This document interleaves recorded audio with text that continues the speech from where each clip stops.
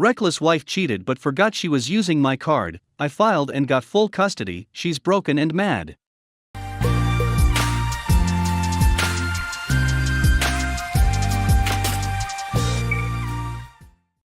I wish I had known these forums existed when I went through the hell of finding out my wife, now ex, was having an affair while I was on my last deployment to Afghanistan.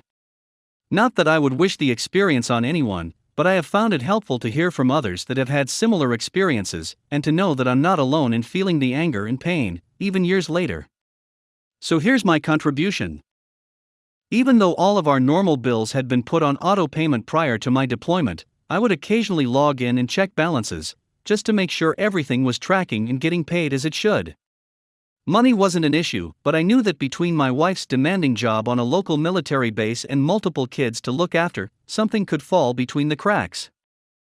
On a whim, I opened up the Visa/debit card and started scrolling through the transaction history. The transactions were mostly routine, a few too many dinners out, but it's not easy being the parent managing things with a deployed spouse, so I wasn't going to say anything. Then I noticed a transaction that surprised me. An airline ticket to a tourist destination on the other side of the country. The trip was scheduled for next month, even though I had almost 6 months left on my deployment. The transaction had been processed several weeks prior. I tried to think of a good reason for my wife to book that flight and not tell me about it. It could not have been a work trip, not only because of the destination, but because government travel does not allow you to use your personal credit card. During our next Skype opportunity, after the kids were out of earshot, I casually mentioned the airline ticket and asked my wife what that was about. She hesitated and asked me how I knew about that. She never did online banking and was apparently unaware of the level of detail available online. She quickly recovered and told me that all of the stress of dealing with the kids by herself caused her to accept an invitation for a girls' mental health retreat with some of her female CO workers.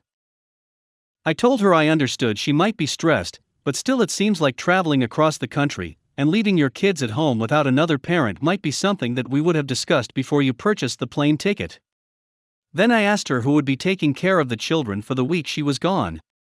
She responded that a 16-year-old neighbor girl would be watching our children, all of whom were young, with the youngest still in diapers.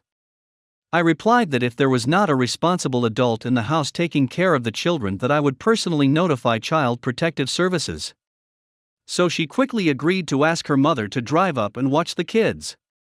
Of course, the reason she would be so reckless as to get a child to watch our children for a week was because her mother or any other adult might ask questions about the trip. She told her mother and the children that it was a business trip, but once I discovered the trip, she could not use that excuse with me, because as a service member and therefore a government employee myself, I would have seen right through that lie, hence the girls' retreat line. I half expected her to cancel the trip if it was not legitimate, because who in their right mind would go through with an affair once the spouse had discovered the tickets? But whether it was because she felt locked into her story and had to go through with it, or she simply wanted it so badly she was rationalizing that she would not get caught, she did get on the plane. When I was not able to reach my wife the day before the trip, I called my mother-in-law to check on the kids, and she told me my wife had left earlier in the day to spend the night in a hotel next to the airport. A little unusual, since we had flown out of that airport many times on vacations, and never had any problem driving the 50 miles the morning of the flight. Also, no hotel charge ever appeared for that night. I also kept waiting for any hotel charge to appear at the destination, and it never did, even though she was there a week. This particular tourist destination is famous for being expensive, and yet over the course of the week I only saw 2 charges on my wife's bank card. I could tell from the transactions that she was in fact at the destination she claimed to be going to, but how she managed to eat for a week and take in the sights without spending any money was another mystery.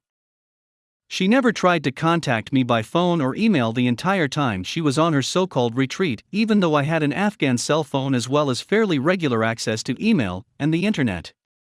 I asked her to send me some pictures of her and her friends, explaining that it would do me good to see her enjoying herself and recharging her batteries, so to speak. Shockingly, she had not a single picture of a week in a tourist mecca. While she was at her destination, I was in a location with internet access and started reviewing phone logs. I found one number that she was sending and receiving calls to many times per day, including the middle of the night. The phone calls would often last over an hour. And these phone calls started not when I was in Afghanistan, but when I was in another state for a couple of months doing training for the deployment. I was essentially on the deployment because there was only a weekend back at home between the training and the deployment. I figured I had given her enough rope, so I started pressing her for the names of her friends that went on the trip with her. When she told me that all of the friends except one had backed out right before the trip, I knew she was panicking. She was trying to simplify her story. She gave me one name, but would not give me the last name or the department that this woman supposedly worked in. I then said we will come back to the name of the woman that supposedly went on the trip with her, but we really needed to discuss these phone records. I gave her the name the phone number was associated with. Turns out that was her affair partner's father. Then I pointed out the fact that going back to the time I began my pre-deployment training up until the present, she was calling this guy 10 to 20 times a day. The only exception was there were no calls to or from that number after she left for the supposed hotel the night before her trip, and there were no calls to or from that number the entire time she was on her retreat. Furthermore, the calls only started back during the time she would have been driving home from the airport after her return trip. I told her that I found it odd someone who she could not resist talking to a minimum of 10 times a day for a year simply dropped off her phone log the night before her flight when she was supposedly in a hotel near the airport, and then resumed like clockwork about an hour and a half after her return flight landed. I had to end that call abruptly, but by the next time we spoke I had confirmed through a friend at that command that there was no woman with that name at her command. I informed her I had proof that the woman she claimed to have gone to the destination with was fictitious, and that we had already established the man with the mystery phone in his pocket was on that trip with her. She eventually admitted that it was a male co-worker, but still claimed everyone else backed out on her, and so it was just by chance that this guy that she was calling multiple times a day for a year ended up being the one on the plane with her. However, once again she could not provide a single name of a person who would substantiate the story that they had originally been planning to go on the trip. Ultimately, she admitted there was never anyone else except this guy that was going with her. The inability to produce a hotel receipt or show any transaction for a hotel on her bank card forced her to admit that she shared a room with him, but she claimed it was a suite. Just two friends sharing expenses. I pointed out that according to the phone records it would suggest that this same guy spared you a hotel expense the night before the flight as well. I told her she was a liar and a cheat and that I wanted a divorce. She then started wailing like someone that just received bad news on Judgment Day. She then got the kids involved, forcing them to hold the camera so that I could see her, or sprawled out on the kitchen floor bawling and begging me not to leave her. I didn't continue the call because I did not want to discuss it in front of the children. For the remainder of the deployment, I would periodically grill her just to watch her squirm and tell more lies that I could catch her in.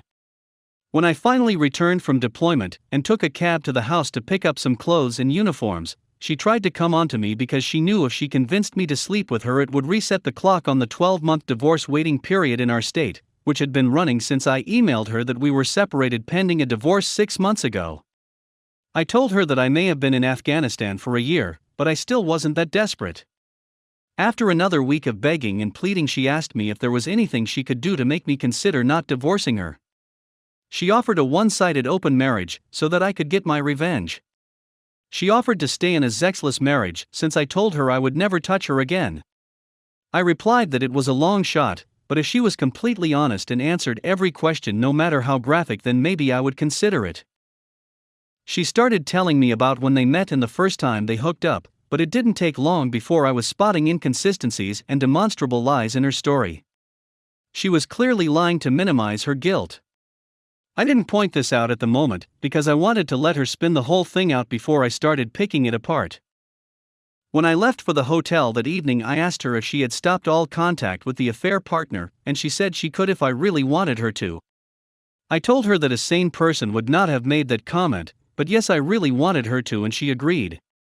4 days later, when she thought I was halfway to New York with the kids, I noticed on the locator app that we have on the phones that she was at a restaurant in a nearby city.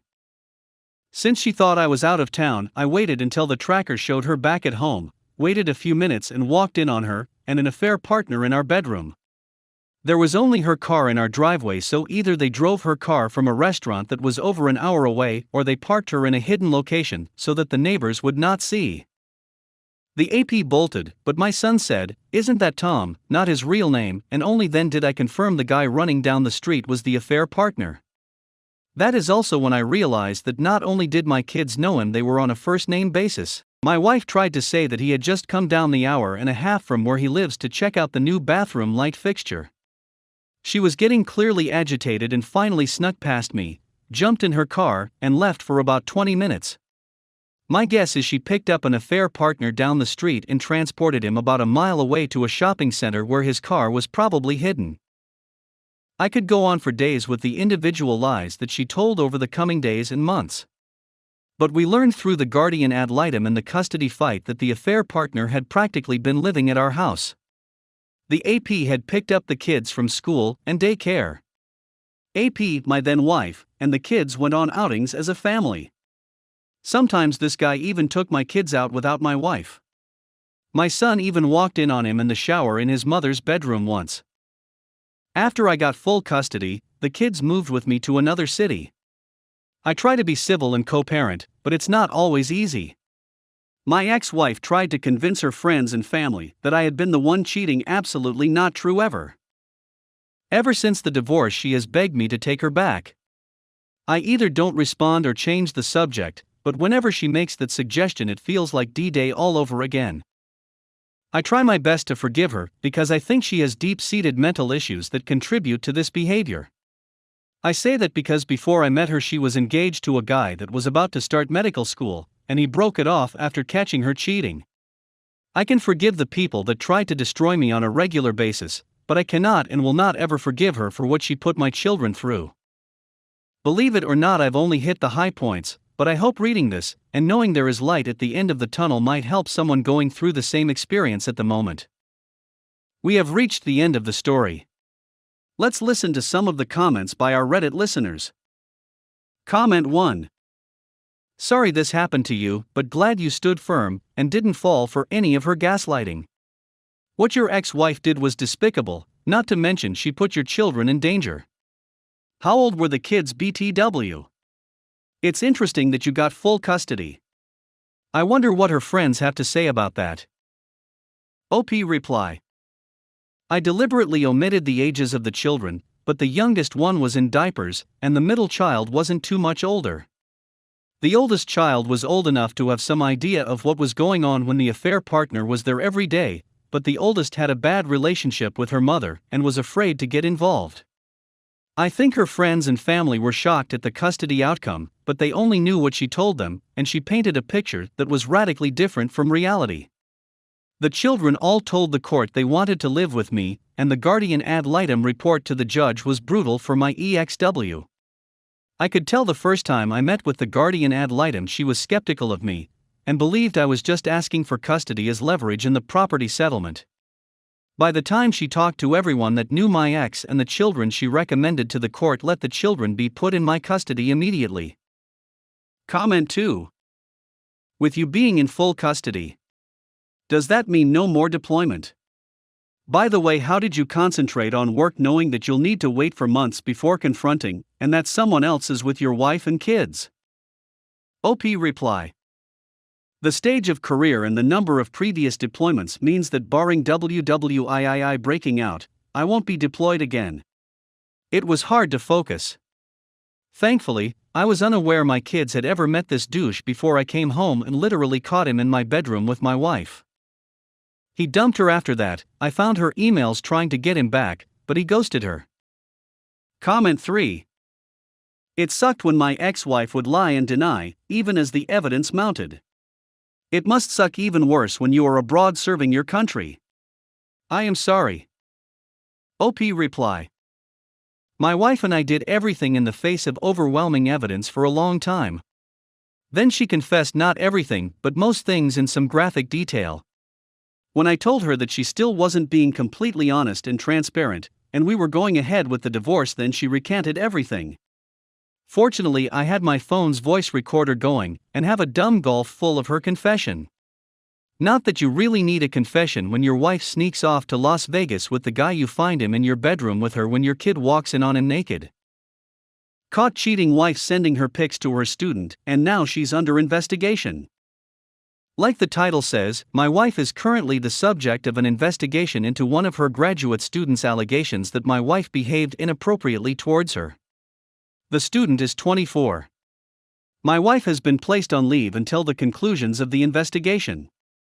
The accusations include sexting from my wife to the student, suggestion that she might receive better letters of recommendation from my wife in exchange for sexual favors, unprofessional settings for meetings ostensibly about the student's upcoming MA thesis proposal, bars, our house when I was away for a weekend, and inappropriate physical contact like massages and comparing bra sizes. From what I understand, things went south as soon as my wife made sex a condition of the recommendation letters.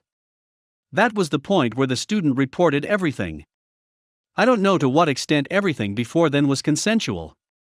Usually in these cases, students can appear to be freely participating, but in reality they feel pressured to go along with it to protect their grades and careers. There is a power imbalance. My wife swears it was consensual, and that the student initiated it. You can rest assured I do not take that at face value. Like the title says, I'm also a professor at this school, although in a very different department. I'm not oblivious to the reality of inappropriate relationships between students and the older people who are supposed to be their mentors. The reality is that there is an undeniable element of coercion at play. I have asked my wife to stay elsewhere while this is sorted out because I have a lot of thinking to do. Regardless of what the committee concludes, my wife definitively cheated. From there, the additional possibilities only get worse. I'm more or less decided that I'll soon be speaking to a divorce lawyer.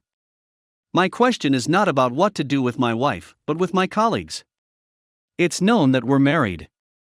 I imagine it's known in her department why she is on leave. The fall semester is about to start, and I'm dreading being the subject of gossip. My reputation will now be the husband of that woman who harassed her student. Or, among a sympathetic minority in her department, perhaps the guy who divorced his wife over a false allegation. I'm wary of talking about this with anyone I know in my personal life. I'm a pretty private person. I keep a strong boundary between my personal and professional lives. Unfortunately, this situation has probably broken that down. I'd be grateful for any advice on how to respond to anyone at school who brings this up. Lastly, and I'm not sure it even matters now, but there's the issue of all the ways my wife broke my trust. It's not just the cheating, it's also how she always presented herself as someone ethically offended by teacher-student relationships. She had never given me reason to think she was anything other than staunchly opposed, as you'd hope and expect from anyone working in education. I feel she betrayed me in terms of her values, not just her fidelity. Leading me for years to think she believed something that she then acted opposite of. She also kept her sexual orientation a secret from me. She always identified as straight, didn't give any signs contrary. Is it even worth trying to make sense of who she is as a person given all those deceptions? I feel completely lost underneath the anger, like I never actually knew her. I don't understand it. We have reached the end of the story. Let's listen to some of the comments by our Reddit listeners. Comment 1. This right here is the main thing about your wife. She was the person in authority, the older person, who should have known such a relationship was inappropriate. Consensual is irrelevant, it is a policy violation, at the least to have knowingly gone into this relationship. As for your colleagues, you can just say you are tired of talking about it and hearing about it. Don't give reasons. Don't defend or attack. Comment 2. Your wife is guilty of cheating. That's why you are divorcing her. And for me, this wouldn't even be a question, because let's be honest, if you don't, the rest of the faculty will think you condone her actions. That will play into any further career you have at this university, and quite possibly any other. So if it was me and anyone asked anything, I'd say I've retained a divorce attorney and leave it at that. Anyone with a lick of sense would pat you on the back and offer their support.